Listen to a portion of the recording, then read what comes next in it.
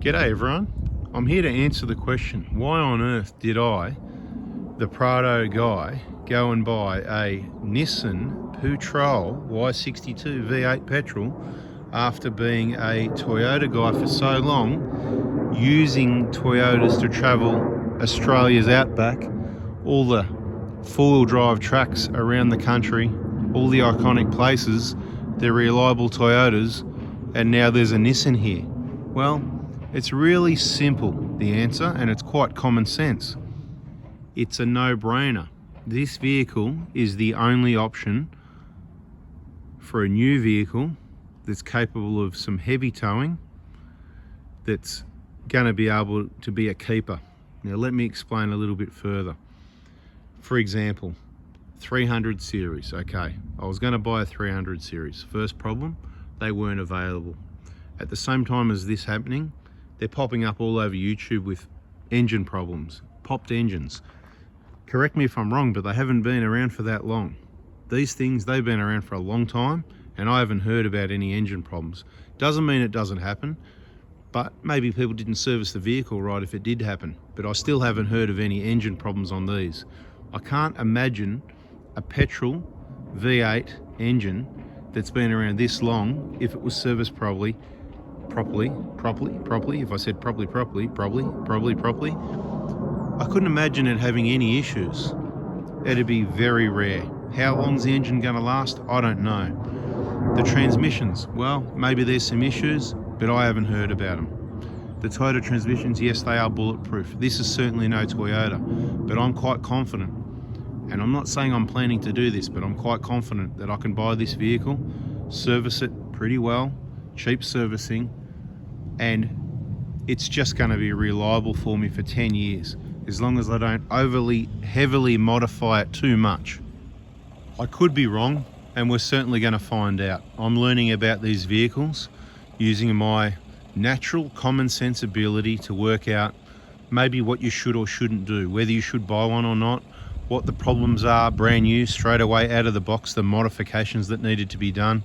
And that'll be talked about more in separate videos. We've got a Facebook group called Oz Y62 Patrol Crew. You might want to jump on there. Remember to answer the 3 questions. Don't bother with any swearing or personal attacks. That's not how we roll in our group, which probably won't suit a lot of patrol owners. Well, I've briefly mentioned the 300 series, so let's talk about the 250. I mean, I've been a Prado guy for a long time, Prado specialist, Prado hospital, working on Prados, giving everyone their solution on Prados. I mean, I still own a few Prados. I've got a Hilux, I've got a Commodore, I've got a Corolla hybrid. You got to have these vehicles to learn about them, to all this sort of thing. So let's talk about the 250. Why didn't I buy a 250? Well, I went and looked at the 250s. I drove 250s, I drove 300s again. I've already driven 200s. We'll talk about the 200s briefly in this video as well, I think. We'll try and keep it short and sweet, but there's no other option of a new car to buy. Okay, so it's got a 10-year warranty if you get the serviced at the dealer. Otherwise, you've got a 5-year warranty. All the cars have got a 5-year warranty. That's good. But what I see happening with these technologically advanced diesels that have got to meet certain emissions that they seem to be wanting to get rid of, and of course these vehicles as well, with taxes and stuff like that coming in and increasing over the coming years, in Australia at least. Don't worry about other countries. The air stays in the same place, it doesn't move. In other countries they don't need any emission controls, any DPFs, EGRs or any AdBlue.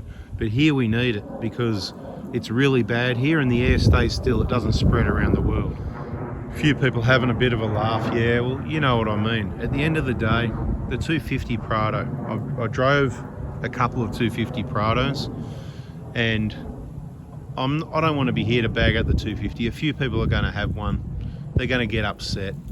Look, it's a new design. I don't really like the look of it, but I hated the look of this vehicle when I first saw them over 10 years ago. Very ugly, but they've changed a bit of the styling, the lights, they've grown on me. I'm not saying this is a good looking car, but I'm perfectly okay with it. It's not bad. And you know what? It's a nice looking car. I'm looking at it right now like you are, saying, that's a nice looking car. And I'll give you some ideas about what I'm going to do with it. You can already see some modifications starting. It's going to be minimal. It's a touring setup, and it's going to be done properly.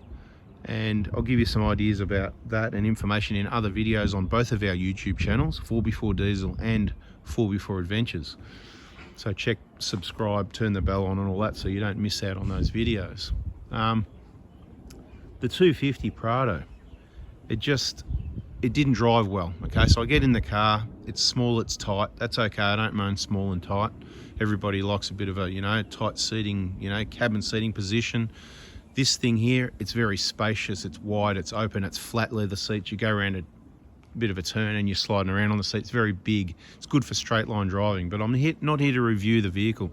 It's not a perfect vehicle. It's not a Toyota. I don't jump in it like I jump into the Prados and feel at home like one. Okay, so, but you get used to it and it's okay. I'm not here to review this though.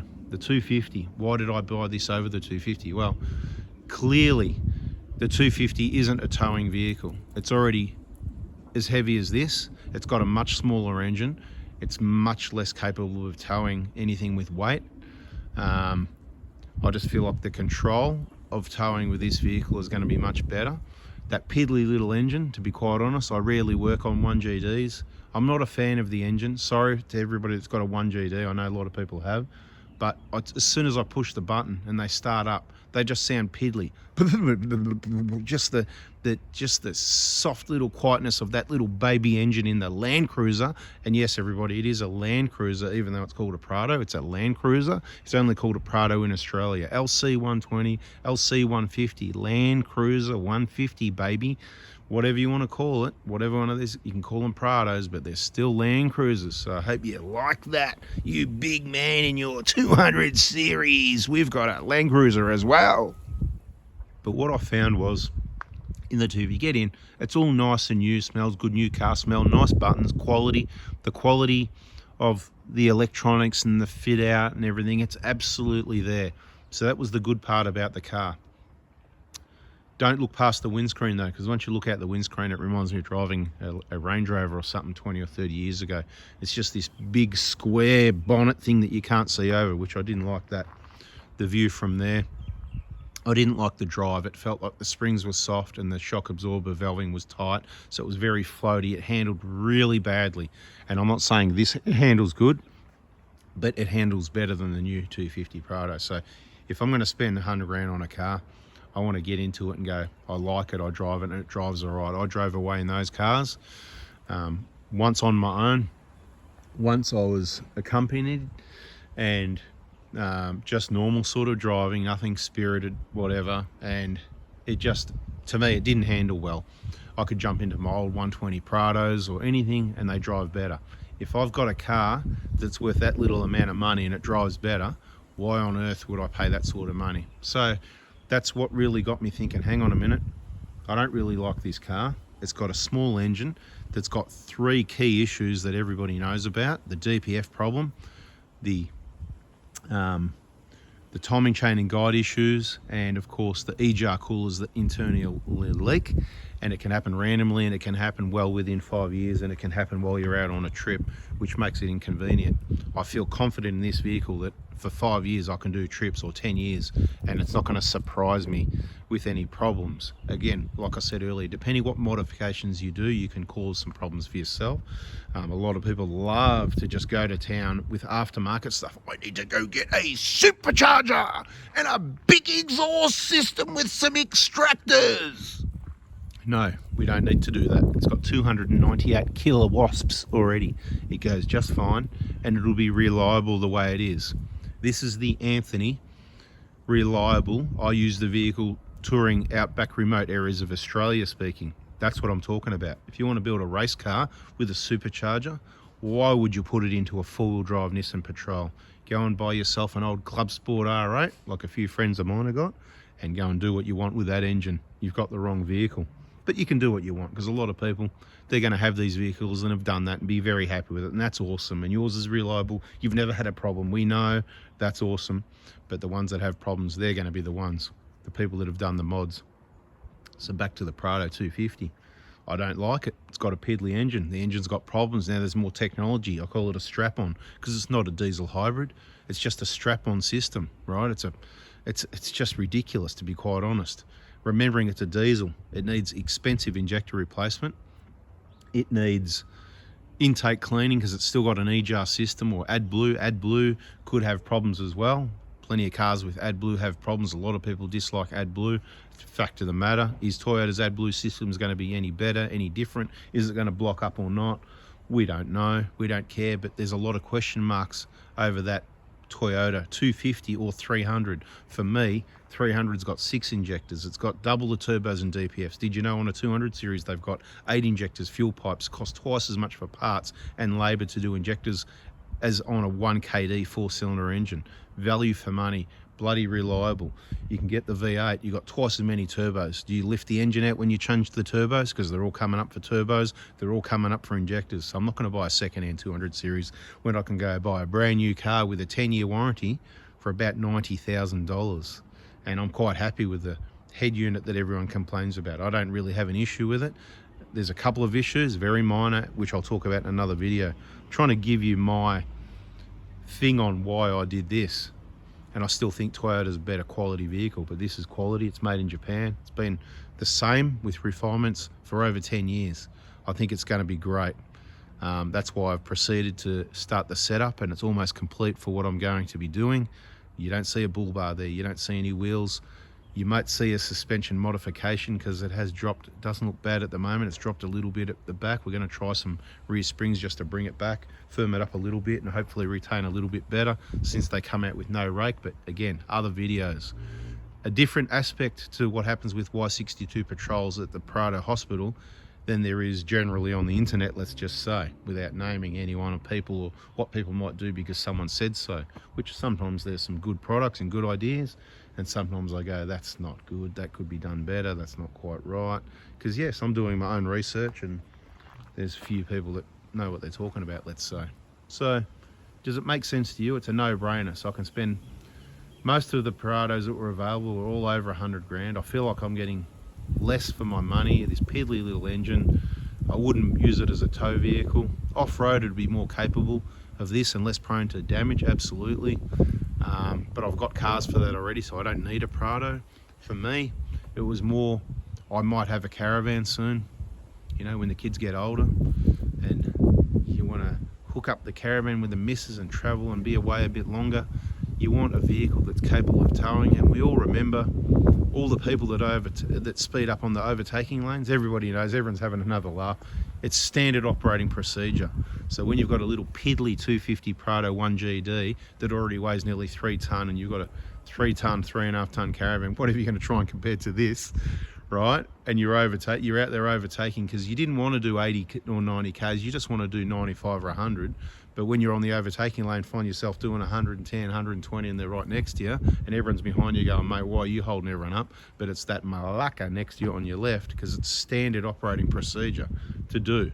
Why do people do it? I don't know. That's a separate video. But have I painted the picture? If I'm going to tow a caravan, I want some grunt.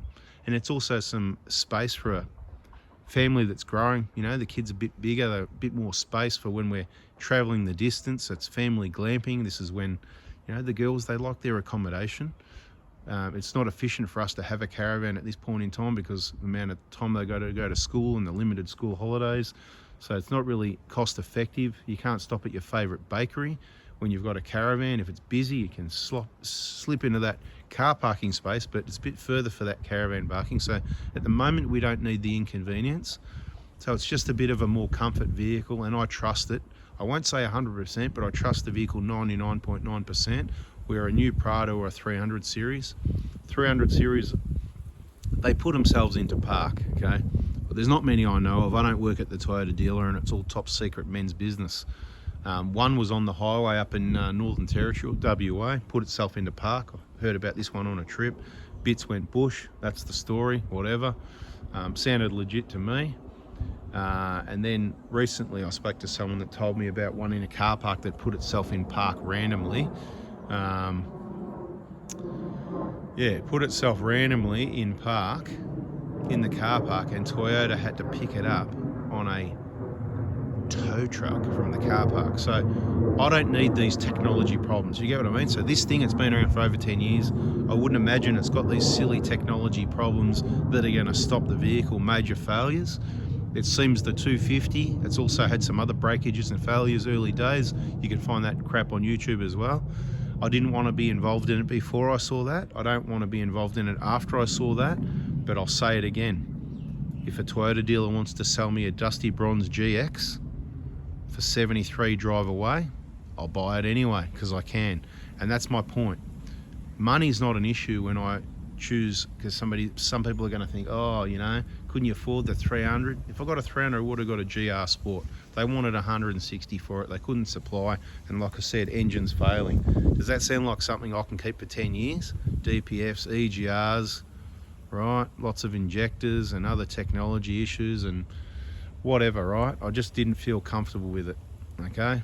I was on the edge. I nearly did it. It's a lot more money for a car that I'd probably trust less. Didn't really make sense to me. I trust this more than a 300 and a 250. I'm repeating myself. I want to get it in your head. This is why I did it. It costs less and I trust it more. I've got other vehicles for other purposes. If you're worried about money, I can sell however many cars you need me to get the 300 GR Sport. The reason for the choice is honestly, 100%, swear on the Bible. I have to be honest.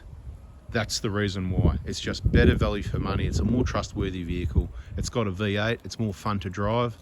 It doesn't handle as good as a Prado. My favorite's still the 120. Both the V6 and diesel, I like them both. I like a stock standard vehicle because it's lighter, it handles better, it's zippier. So at the moment I do like the V6, that's right. But when I swap all the gear from the diesel to the V6, it's just going to turn the other way. Other than the diesel will still have the bull bar, because the bull bars just shake around on the front a lot of vehicles, particularly the 120s. I don't like bull bars for that reason. I like the look of it. I like the fact that you might get a bit of protection, but I drive during the day. I can see what's out there and I can still brake and maneuver. Might be a different story with a Caravan. You can't brake and maneuver the same. Maybe we'll end up with this car long term with a bull bar there. Maybe it'll be gone in 2 years, maybe it'll be gone in a year, 6 months, maybe gone in 5 years. Who knows what's going to happen? I can't predict the future with this vehicle, but at the moment I trust it. Looking at it right now, I like it. I'm looking forward to taking on a trip, get some Ks under the belt. It's only done about 3,000. Really give it a good test out and put that in the video. So that's my reasons. I hope you understand. I don't know if you all agree. Let me know in the comments. I'm always open to hearing what you think. Do you agree? You're thinking similar, I should say, not sillier. What would be silly is selling a Prado to buy a Patrol. So this is not a Toyota. There's a lot of people that have sold their Prados. I don't think I've ever met anyone that sold a 120 or 150 Prado that doesn't regret it.